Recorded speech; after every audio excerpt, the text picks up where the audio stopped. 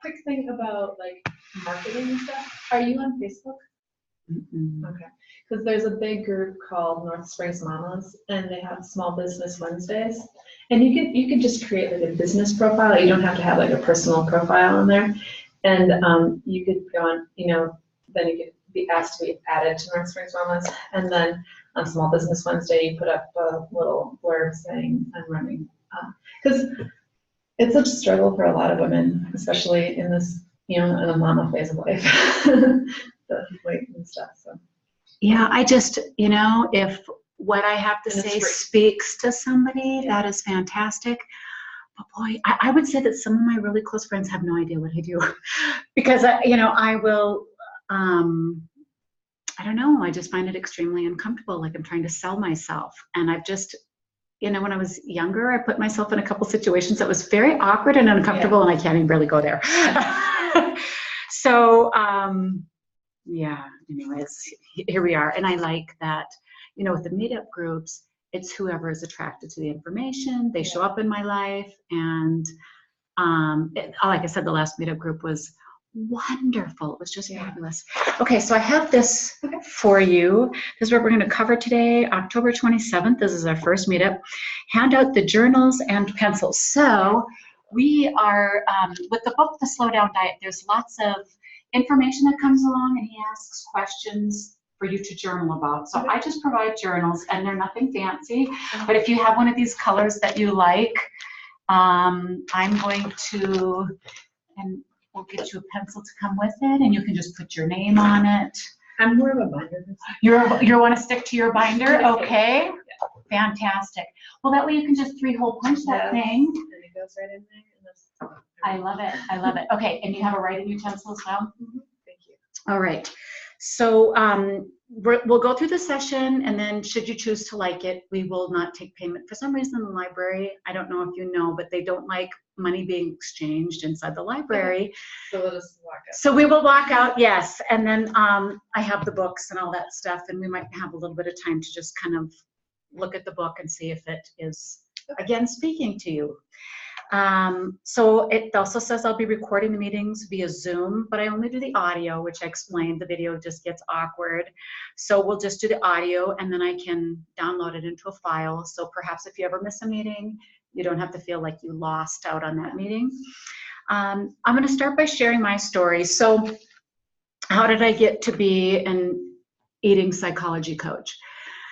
So probably like most females who have grown up in our culture, we have had numerous struggles with our weight and our body. Mm-hmm. And so I grew up, and my mother knew nothing about nutrition, and she thought that feeding you that's how she showed that she loved you. Mm-hmm. So she never limited what I ate, how much I ate, and she had this love for deep frying foods. So she would have this big pot of Crisco that she would melt 2-3 times a week, and she'd put in homemade French fries or whatever in this Crisco. And now we know just how awful Crisco is. So, I mean, I was happy, and I had a really big appetite. And it wasn't until I was it was either 3rd or 4th grade, that nurses came to our school, and they had equipment set up for weighing you, checking your height. At that time, they were giving vaccines in the school even. Mm-hmm. So on the side, you were supposed to wait your turn behind this wall so that there was some privacy as to what the nurses were doing on the other side. Mm-hmm. And I was next in line, so I was waiting my turn behind the wall, and when they called me forward, I go into where I was supposed to have privacy, but there was a boy behind me that was supposed to wait behind the wall. And when I stepped on the scale, he came out from behind the wall and saw how much I weighed. And at that time, I was, like I said, I was only maybe 9 or 10. I was 102 pounds. So I have a picture here. You can tell it's not a full body picture, but it gives enough detail that you can tell the chunkiness in my face. And it wasn't until that moment that when this boy started teasing me and telling everybody in the school how much I weighed, I was ashamed, and I didn't realize I'm not supposed to be I'm not supposed to be this size. This is embarrassing. I should be shameful. And so I started kind of watching my mom about her eating habits. Did she diet? And my mother, amazingly, even though she let us eat whatever we wanted, she was pretty good at keeping her weight pretty stable. I don't know how she did it. So I started watching her, but she would do these diets. And when she would do these diets, she would eat very little. They were super restrictive. It seems like she was either binging or restricting, or binging or restricting, but I was just kind of watching her. And by the time I was about 15, I really got into, I'm not going to eat anything because fat is ugly and you're not supposed to have fat on your body. So by 15, I was anorexic. So here's a picture of me, the tall, skinny one with the hip bones poking out. That at that time, I thought that was beautiful. I was beautiful. I didn't have any fat on my body. So I would bend over to use the water fountain, and I was told that you could see the vertebrae in my back. I was just so skinny. It was pretty gross. I couldn't even find pants to fit me. Even the size zeros oftentimes were too big. But I thought that was beautiful. And I look at that now, and I think that that's pretty sad. So then, at about age, I was almost 16, and I started working in a restaurant. And I think the only thing that makes sense to me is my body was so hungry because I was starving it. I think my body was so hungry when I allowed it to be around. We had soft serve ice cream and pie and donuts, and all those baked goods have always been my weakness. I put on 50 pounds in about 6 months. So from there, I continued to put on more weight. But it slowed down a little bit. By the time I was in college, I was about 180 pounds. And so here's a picture of, I was probably about 20. And again, you can tell I'm pretty good size there, probably about 180 pounds. And I'm not happy with how I feel, how I look. My self-confidence was very low. And I was always trying to cover up my body. So then I started lifting weights, and that was one of the best things that I ever did. I really liked it. I enjoyed it. It made me feel good. And within about 4 months, I noticed the shape in my arms changing a little bit. And that kind of gave me some energy to go a little bit further and go a little bit further. And so I very slowly started taking off some weight. And I have this perfectionist personality. I want to be perfect, and I've struggled with this my whole life. And so just getting to be a good weight wasn't good enough. I wanted to be perfect. So I went on the journey of, I wanted to do a bodybuilding competition. So that was my next journey. And so I did just that. And this is a competition that I competed in, probably about 13 years ago now. And again, it was another extreme, right? I ate nothing but chicken and broccoli. And yes, I achieved to what I believed this beautiful physique. But even the following day when my competition was over, and I did quite well, I won a couple trophies. I got first in the novice. I had never competed before, so I took first in the novice. And believe it or not, I took first in the heavyweight at 129 pounds is all I weighed. But I woke up the next day just thinking, I still need to fix this. I need to fix, I mean, when is it going to be good enough, right? And not to mention, my husband gave me a party that night. I said I wanted a party because to me this was like a huge goal that I had achieved. And so he had cheesecake for me, and I ate, I think, 4 pieces of cheesecake that night. And when I woke up the next morning, my 6-pack abs were gone. One night. I was devastated. I mean, I spent months getting my 6-pack abs, and in one evening of cheesecake, So I believe in the philosophy that you always have fat cells, and since I had nourished those fat cells overnight, in one night, I no longer had my six-pack abs. So I've been everywhere from overweight to underweight to anorexic, and on this crazy journey. I got pregnant shortly after that competition, and that was a good thing for me because it seemed to kind of calm down all of these perfectionist tendencies a little bit. I just wanted to be healthy. So when my baby was born, I was looking into making homemade baby food, and that got me on the path of health. I started reading all these health books and what is nutrition and how do I avoid processed foods. And that went pretty well. I made just a couple of changes and started gearing myself more toward homemade food and less processed food. And then I had my second child and I tweaked some more things. And I've just been kind of on this journey for a long, long time. But I tell you, at that time, I was a school teacher. I taught 9th grade Spanish. And I was quite good at it. And I liked it. But my passion for health seemed to be exceeding my passion for teaching Spanish. So I decided I'm going to quit because there's something out there for me. I don't know what it is yet, but there's something that's calling to me that I don't know what it is yet. But if I keep teaching, I'm so busy, I don't have time to pursue it. Yeah. So I have to quit, and I have to let my brain relax so I can find out what this calling is. And that led me to this guy here. His name is Mark David, and he has a program called the Institute for the Psychology of Eating. And I'm like, that's it. That's it. That's what I get to do for the next chapter of my life. And so he has the most fascinating, for me, view of looking at the human body and nutrition. It really called to me. And so now I'm just committed to sharing his idea of what's out there, because as many nutrition books that I had read, it never touched on the psychology piece. I was really blown away.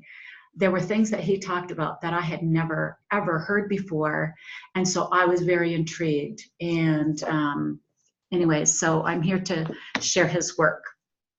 That just gives a little bit about my background and what led me to this journey and why I'm doing what I'm doing. So here for step 4, it says why I'm excited to be leading this group. I'm excited because I'm deeply passionate to share the work of Mark David and his discoveries of eating psychology. I believe that this message will elevate you as a human being and release you from much of the pain and suffering that you have been experiencing for the last either couple or several decades around food and body. Welcome. Again, he has an approach, a message that I wish I would have heard a lot earlier. And also because of that, starting in January is when I really want to get into teens. If I can alleviate teenagers from having to go through so much pain and suffering around food and body as I have, and probably, I would say, almost every single woman that is alive. So much more needed now with like Instagram. Yeah, so goals for the group is to provide opportunities for growth and self-improvement that will help get you where you want to go. Also to create a community where you feel safe to share in your journey. In our last meetup, we became very close. We shared about whatever was coming up for us in our lives. And so hopefully you'll feel like this is going to be a safe place for you to share. And give you permission to explore. I heard this wonderful quote, and it talks about the best nutrition strategy for you is the one that you create for yourself. So I'm not here to put you on my nutrition path, though I can tell you what I do. Some of it may work for you, but some of it may not work for you. You have a unique body chemistry, and I'm going to give you permission to explore, and I'm here to guide you. I have lots of tricks that might work for you, but not everything's going to work for you. Does that make sense? Yeah, definitely. So we're going to be exploring, and you're going to try things, and you're going to say, wow, I really liked how that made me feel. Or, you know what, I tried this and that didn't seem to work for me. What else can we do? That's what this is going to be all about. It's listening to your own body wisdom. And I think for so long we have been looking at all the experts and reading all these books to try to figure out what we're supposed to be doing instead of really listening to our own body wisdom. So what is a mind-body eating coach? Also can be referred to as an eating psychology coach. It's coaching via a blend of nutrition science and eating psychology. So the nutrition science, it is about the macronutrients, the protein and the carbs and the fats. And sometimes you need to shift that to get results. But it's not just about that. It's about how you think about food, how you feel about food, how do you feel about sugar? What things cause you stress? Are there things in your relationships? Are there things in your job? Are you getting enough sleep? There's so much more to it than just the calories in, calories out mentality. So it says here, science has failed us. Nutrition information and facts can only go so far. There is a more comprehensive strategy, and that is that each of us needs to listen to our own body. Your body chemistry is unique only to you. There is no magic pill that science can deliver to you. There is more going on here than what you are eating, the calories in and calories out philosophy. We also need to take a look at the other half of the equation, and that is who we are as eaters. And that's our thoughts and our beliefs around food and our bodies. So in this book, it starts with an introduction. And so I have written some of the highlights in the introduction. So this is a new way of seeing nutrition. As you ready yourself to work with food and metabolism in a whole new way, there are 4 of the most common nutrition myths you'll be leaving behind. Myth number 1, the best way to lose weight is to eat less and exercise more. This formula sounds correct, but is sadly incorrect, or at least incomplete. If this actually worked, we would all be at our ideal weight and happy with our bodies by now. So would you like to share at all about how you feel as to your journey up to this point? Have you tried the eating less and exercising more? How many times? What's your story? So I really have never really struggled. Well, I shouldn't say that. There was a season in my life where I was working at the girl at the park door, letting campers in and registering campers, and I was getting hit on by a whole bunch of 40-plus-year-old men, and it was really disgusting, and it wasn't a healthy place to be. You know, you're 20-something, and to get hit on only by 40-year-old men, it was just like, okay, I'm only attracted to 40-year-old men. And so that was gross, and that was the only time in my life that I was truly underweight. Because it was like, okay, maybe I need to control myself more, or, you know, do something different. And so but generally I've had pretty consistent weight, pretty healthy, well, I've always been a huge eater. And I just have never had any issues with it. Like, I felt like I was getting 5 pounds over, like I had my target weight. If I got 5 pounds over that, I'd just skip breakfast. And then in a couple weeks, I'd be back to my weight, and then I just start eating like I normally did. And so but last year was a hard year. Like, I felt hormone shifting. I felt like I was having hot flashes, and it was just a transition time because both of my kids were in school for the first time, both of them. And my youngest was not happy in school. And so it was just, and my oldest one had just had a terrible year because he was dyslexic. And like, so it was just a lot of everybody's emotions mixing with my emotions, on me feeling like it's time to go back to work in the middle of all this. And then I ended up homeschooling my youngest because I would have had to pull a crying kid out of my car to go to first grade, and that's not healthy. No first grader should. I agree. Feel that Good way. For you. So I pulled them out and homeschooled them for the rest of that year, and now for the first time everybody's happy in school and doing well. And they're both dyslexic, and they're both at a school that only takes kiddos with dyslexic symptoms, and it's just night and day difference. And so last year I just didn't take enough me time, didn't get to the gym on a regular schedule, because going to the gym and not necessarily going to the gym, but being physically active is really important to my emotional health. And I get depressed if I don't work out. And it's as simple as that, but sometimes I forget that.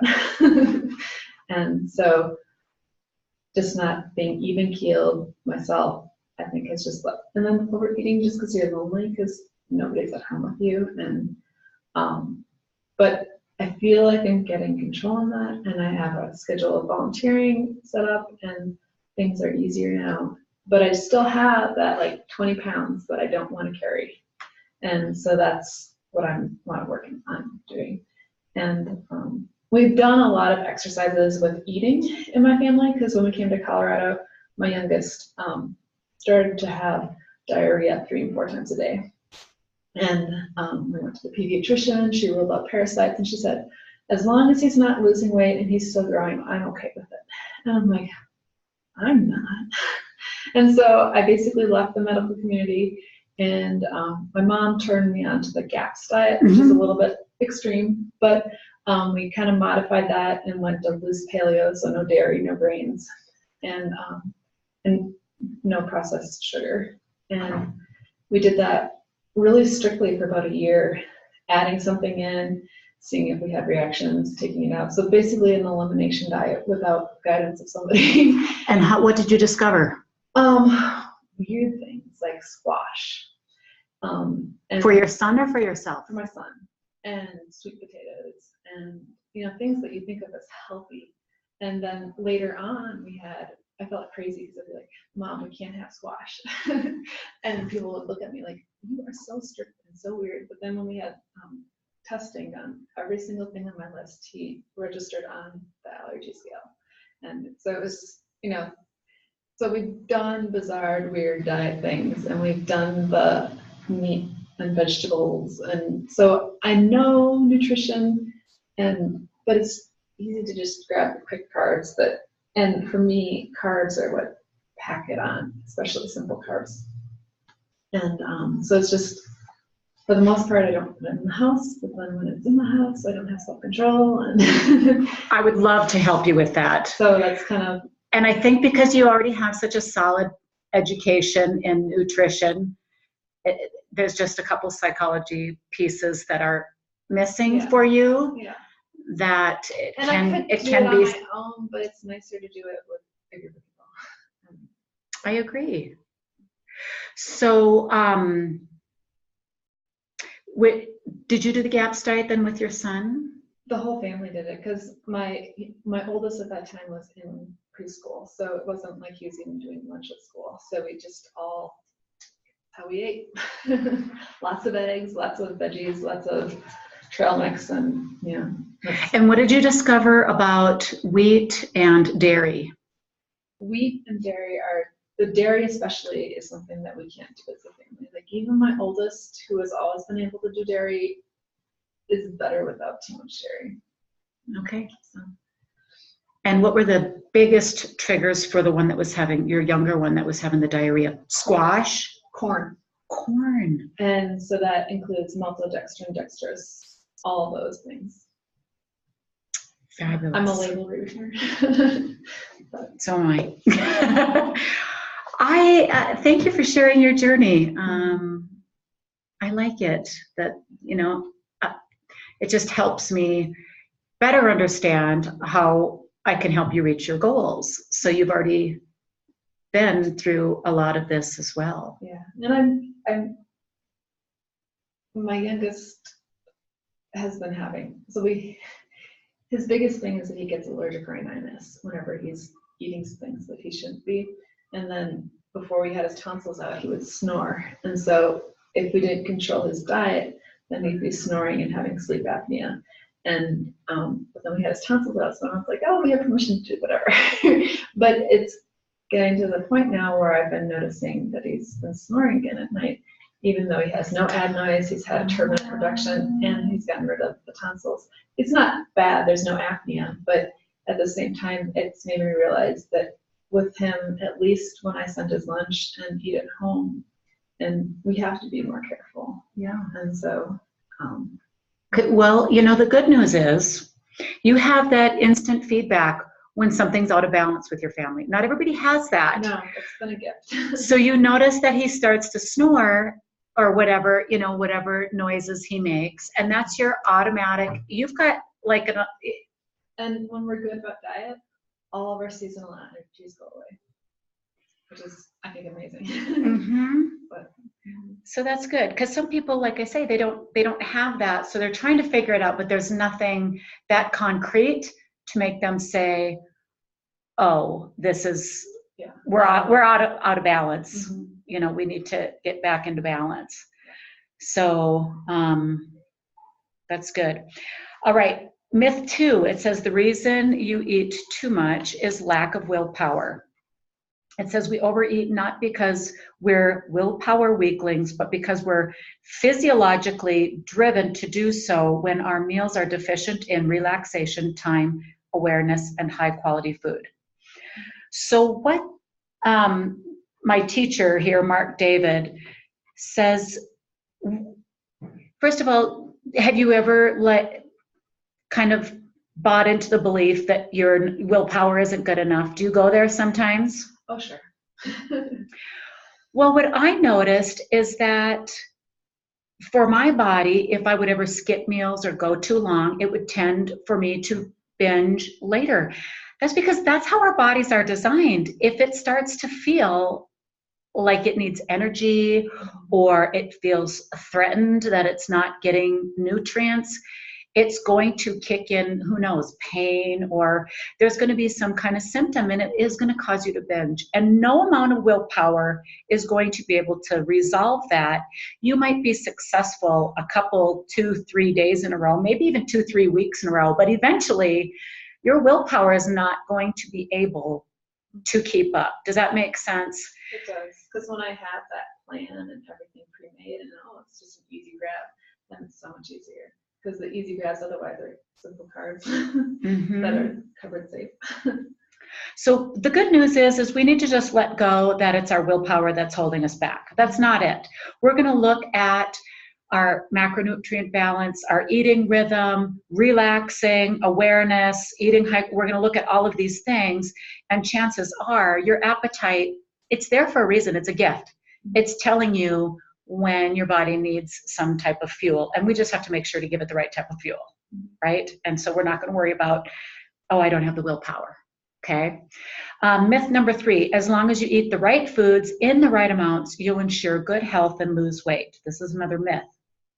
It says, even if you're eating a perfect diet, if you eat it when you're stressed or in a state of rushing around, you'll activate the physiological stress response, which will cause a dramatic rise in nutrient excretion and a deep decline in your calorie burning capacity.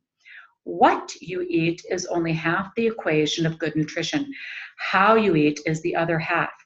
So one thing that I want to just bring to your attention, and you probably already know this makes sense to you, but if you're eating in a stressed state, it's possible you could be eating all the right foods in the right amounts. But if you're stressed, that does really bad things to your hormone balance, and it's possible you will not lose weight. Your body is saying, this person is stressed, I need to hold on to everything. One of the things that I've read is that when you're stressed, like your blood flow is diverted from your gut, and so then you're not digesting the food well, and all that kind of stuff. Yes, because when you're in fight or flight, and what we're talking about today, like I'm sure you've heard this because you sound very well educated, but back in the day, the fight or flight response was great. A lion chasing you, you need to shut down digestion, put all the blood in your limbs and start running, and that worked great. But what we're experiencing today in this world is that we have this constant low-level stress. And so what we don't realize is that we're slowly not under our metabolic full capacity because we're always under low-level stress. And so that means we're not really digesting as we should. And so we're going to get to work on that too. Myth number 4, the experts are your ultimate source of reliable and scientifically accurate nutrition information. Experts love to disagree with each other and constantly change their minds. The best nutrition device is actually inside you. It's called the enteric nervous system, which is the brain in your belly. This expert within you will help you choose which experts to follow outside of you, as well as which foods to gravitate toward and in what amounts. Okay? So